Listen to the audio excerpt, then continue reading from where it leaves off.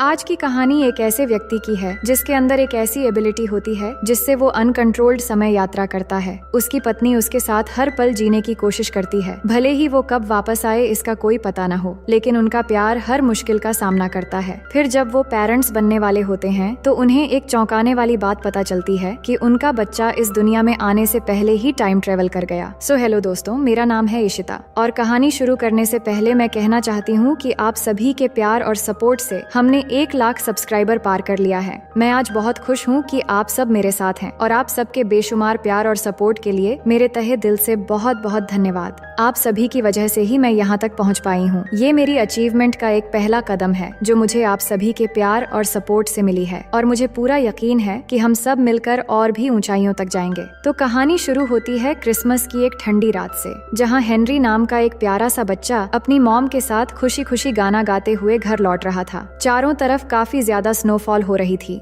जिससे रास्ते पर सफर करना मुश्किल हो रहा था। वो ऐसे ही जा रहे थे, लेकिन थोड़ी ही दूरी तय करने के बाद अचानक उनकी कार सड़क पर फिसल जाती है और एक दूसरी गाड़ी से टकराकर अनकंट्रोल हो जाती है। लेकिन तभी एक अजीब और रहस्यमयी चीज होती है। हेनरी देखता है कि वो अचानक गायब हो रहा है, जैसे किसी दूसरी जगह टेलीपोर्ट हो रहा हो। उसकी माँ भी ये देखकर घबरा जाती है और अगले ही पल हेनरी अचानक टाइम ट्रेवल होकर खुद को 2 हफ्ते पहले अपने ही घर में पाता है, जहाँ उसकी मॉम डैड के साथ बिल्कुल उसी के जैसा एक और बच्चा मौजूद था। ये देखकर हेनरी पूरी तरह घबरा जाता है और समझ नहीं पाता कि आखिर ये क्या हो रहा है। इससे पहले कि वो कुछ और समझ पाता, वो फिर से टेलीपोर्ट हो जाता है और खुद को वापस उसी क्रिसमस की रात में पाता है। इस बार वो कार के बाहर होता है और अपनी आंखों के सामने अपनी मॉम का एक्सीडेंट होते हुए देखता है, जिसमें उसकी मॉम की मौत हो जाती है। तभी एक अनजान आदमी आकर हेनरी को संभालता है और उसे कपड़े देते हुए बताता है कि वो कोई और नहीं बल्कि हेनरी का ही फ्यूचर वर्जन है। वो हेनरी को समझाता है कि हम दोनों एक ऐसी स्थिति में हैं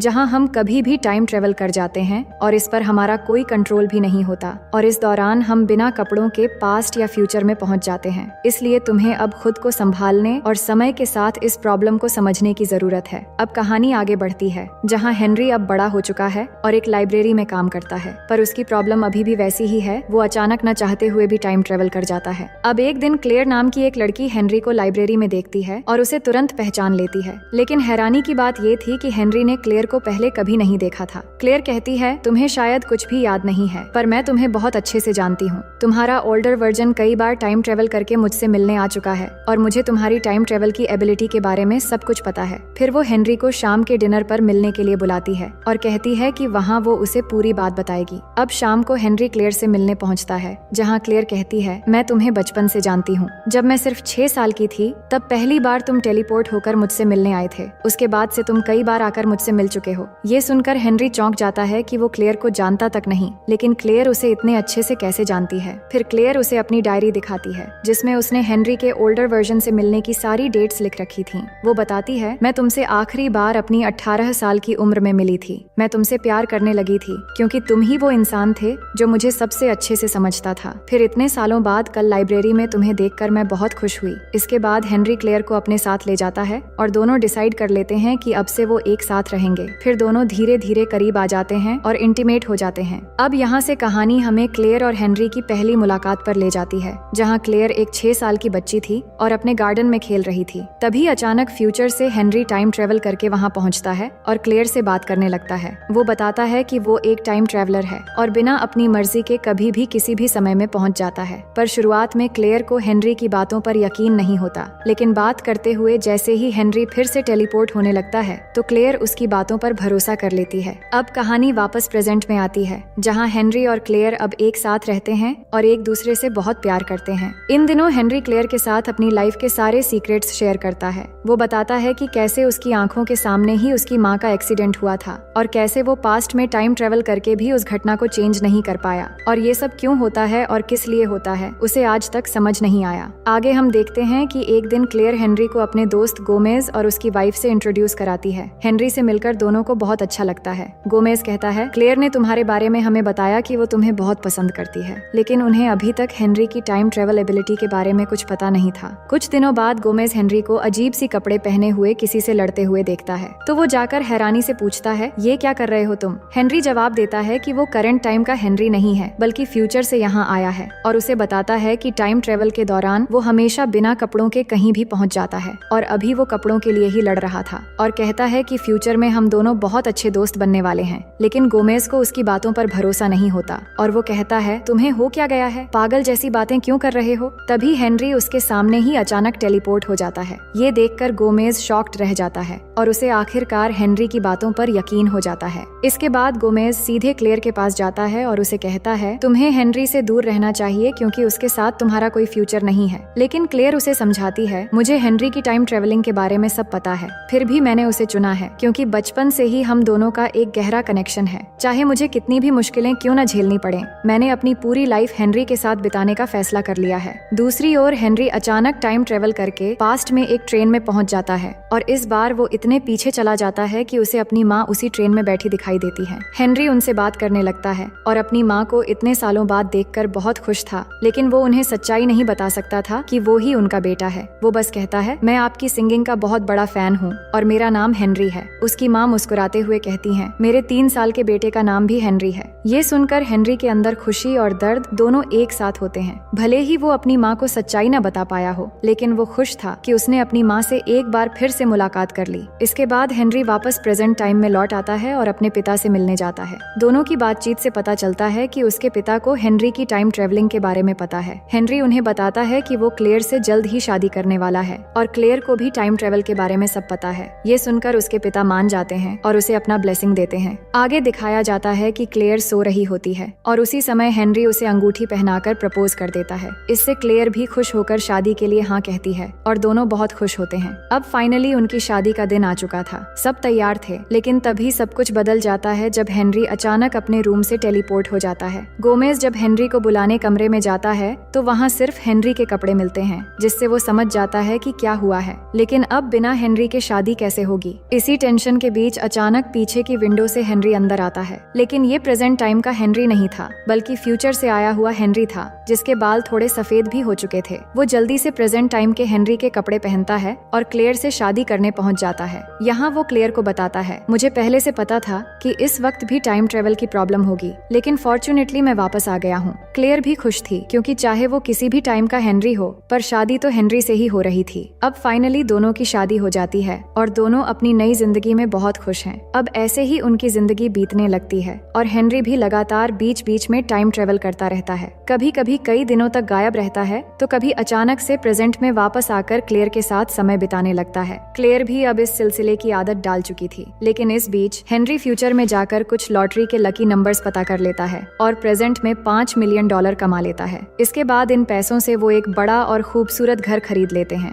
और अब दोनों की जिंदगी काफी अच्छी चल रही थी। लेकिन एक दिन कुछ बहुत अजीब होता है। हेनरी और क्लेयर ने गोमेज और उसकी वाइफ को डिनर पर बुलाया था। सभी किचन में खाना बना रहे थे, तभी बाहर अचानक से किसी के गिरने की आवाज आती है। वो जल्दी बाहर आते हैं तो देखते हैं कि फ्यूचर के हेनरी का एक वर्जन बुरी तरह घायल हालत में पड़ा है, जिससे वो बहुत घबरा जाते हैं। क्लेयर और बाकी लोग उससे कुछ पूछ पाते उससे पहले ही वो टेलीपोर्ट हो जाता है। ये सब देखकर क्लेयर को अब यकीन हो चुका था कि हेनरी फ्यूचर में जल्द ही मरने वाला है। अब दोनों परेशान थे। जहाँ क्लेयर बताती है कि जब भी हेनरी का कोई वर्जन टाइम ट्रेवल करके उसके पास आया, वो हमेशा 40 साल से कम उम्र का ही था, यानी हेनरी शायद 40 साल की उम्र से पहले ही मर जाएगा। मगर कैसे ये सब होगा, क्लेयर ये सोचकर बहुत परेशान हो जाती है। तो हेनरी उसे समझाने की कोशिश करता है कि वो फ्यूचर में बचने का कोई रास्ता जरूर ढूंढ लेगा। फिर क्लेयर उसे एक डॉक्टर का नाम बताती है कि शायद डॉक्टर केंड्रिक हमारी मदद कर सकते हैं। इसी बीच क्लेयर ये भी बताती है कि वो प्रेग्नेंट है, जिसे सुनकर हेनरी बेहद खुश हो जाता है। अब कुछ दिन और गुजरते हैं जहाँ क्लेयर का मिसकैरेज हो जाता है। हॉस्पिटल में हेनरी क्लेयर से मिलने आता है और दोनों बहुत दुखी हो जाते हैं, लेकिन हेनरी को एहसास हो गया था कि उसका बच्चा शायद उसके जेनेटिक कोड की वजह से टाइम ट्रेवल कर रहा था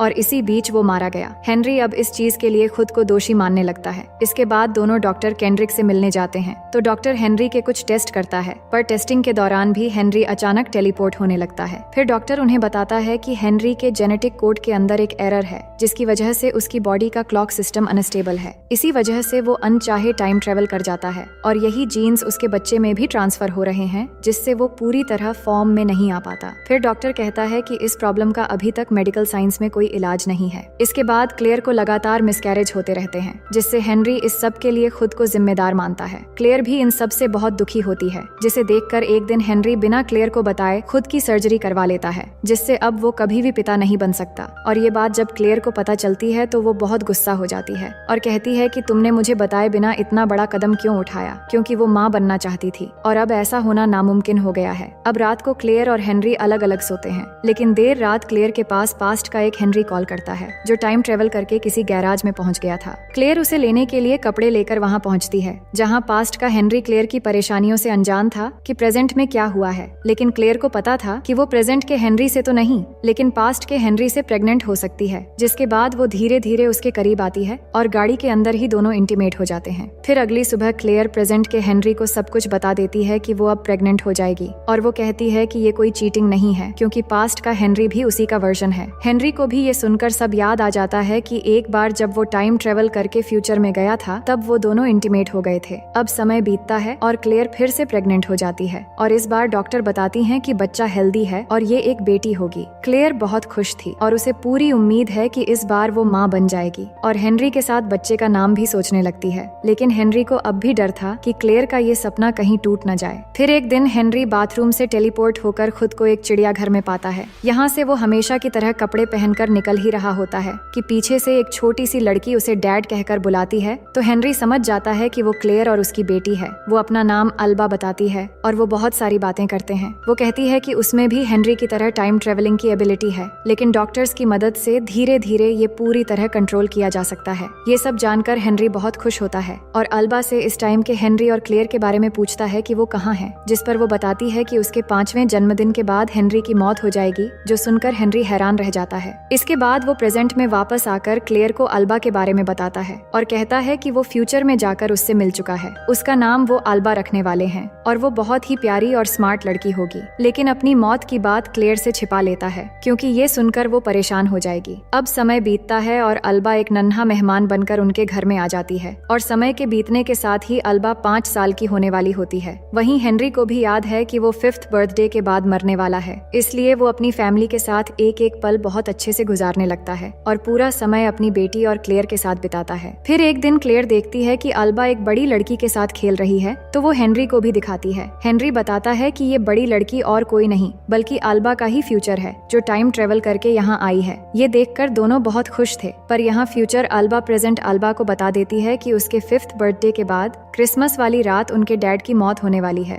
जिसे सुनकर छोटी अल्बा काफी परेशान हो जाती है। अब फाइनली अल्बा का 5th बर्थडे आ जाता है, जहाँ अल्बा ये बात क्लेयर को बता देती है कि उसके डैड क्रिसमस वाली रात में मरने वाले हैं। अब अकेले में क्लेयर हेनरी के पास आती है, जहाँ दोनों को पता है कि हेनरी मरने वाला है। दोनों डरे हुए थे और कंफ्यूज भी थे कि ये इंसिडेंट आखिर किस तरह होगा, पर वो इसके लिए कुछ भी नहीं कर सकते थे। अब धीरे धीरे क्रिसमस आ जाता है, जहाँ हेनरी गोमेज को ले जाकर सब बता देता है और उसे हर चीज के लिए थैंक्स कहता है, क्योंकि वो उसका एक अच्छा दोस्त था। गोमेज भी समझ जाता है और उसे गले लगाकर बहुत दुखी होता है। क्लेयर भी यहीं पर थी, वो हेनरी के पास बैठ जाती है और दोनों एक आखिरी बार एक दूसरे को गुड बाय बोलते हैं। वो बहुत ज्यादा दुखी होते हैं क्योंकि इस हैपनिंग के लिए वो कुछ भी नहीं कर सकते। क्लेयर कहती है कि वो दोनों एक दूसरे के लिए ही बने थे और वो उससे हमेशा प्यार करती रहेगी। इसके बाद हेनरी न चाहते हुए भी टेलीपोर्ट हो जाता है, जहाँ वो खुद को एक जंगल में पाता है। वहाँ एक हिरण को देखता है जो एक शिकारी के डर से वहाँ छुपा हुआ था। तभी दूर से एक शिकारी हिरण पर गोली चलाता है और गोली आकर हेनरी को लग जाती है, जिसके बाद देखते हैं कि वो टाइम ट्रेवल करके जख्मी हालत में फिर से वही क्रिसमस वाली रात में पहुँचता है। वहाँ पर सब उसके पास आकर देखते हैं और समझ जाते हैं कि हेनरी अब मरने वाला है। सब दुखी थे, पर वो कुछ नहीं कर सकते थे। हेनरी अपनी बेटी और क्लेयर से भी मिल पाता है, लेकिन उन्हें कुछ भी बोल नहीं पाता और आखिरकार उसकी मौत हो जाती है। अब हेनरी के गुजरने के बाद क्लेयर और अल्बा अकेले रहने लगते हैं और धीरे धीरे समय बीतने लगता है। लेकिन अभी भी समय के इस खेल में एक और चीज होना बाकी था, जहाँ एक दिन अल्बा, जो अब 9 साल की हो चुकी थी और अपने दोस्तों के साथ खेल रही थी, तभी वहाँ हेनरी का एक पास्ट वर्जन टेलीपोर्ट होकर आ जाता है। अल्बा अपने डैड को देखकर बहुत खुश होती है और जल्दी से अपने दोस्तों को अपनी मम्मी को बुलाने के लिए कहती है और अपने डैड को एक बार फिर से पाकर बहुत खुश होती है और उनसे बहुत सारी बातें करने लगती है। वहीं क्लेयर भी हेनरी के बारे में सुनकर जल्दी से भागते हुए पहुंच जाती है और फाइनली हेनरी से और एक बार मिल पाती है। वो उसे इतने सालों बाद फिर से देखकर बहुत ही ज्यादा खुश थी। उसे पूछती भी है कि तुमने मरने से पहले मुझे बताया क्यों नहीं कि तुम फ्यूचर में मुझसे मिलने वाले थे, जिस पर हेनरी कहता है कि मैं नहीं चाहता था कि अल्बा और तुम मेरा इंतजार करो, मैं चाहता हूँ कि तुम दोनों मेरे बिना ही जिंदगी में आगे बढ़ो और खुश रहो। अब ये मुलाकात उनकी आखिरी मुलाकात थी, फिर वो पास्ट में जाकर मर जाएगा, जिसके बाद वो क्लेयर के सामने ही धीरे धीरे गायब होकर चला जाता है। मगर इस बार क्लेयर और अल्बा काफी खुश थे और दोनों का मन अब शांत था, क्योंकि एक आखिरी बार ही सही दोनों उससे मिल पाए थे और होनी को कोई भी टाल नहीं सकता, जिस बात को वो एक्सेप्ट कर लेते हैं। और इसी के साथ कहानी यहीं पर खत्म हो जाती है। तो दोस्तों, मैं उम्मीद करती हूँ कि ये कहानी आपको बेहद पसंद आएगी और ऐसी ही हमारे साथ प्यार से जुड़े रहने के लिए आप सबका बहुत बहुत धन्यवाद।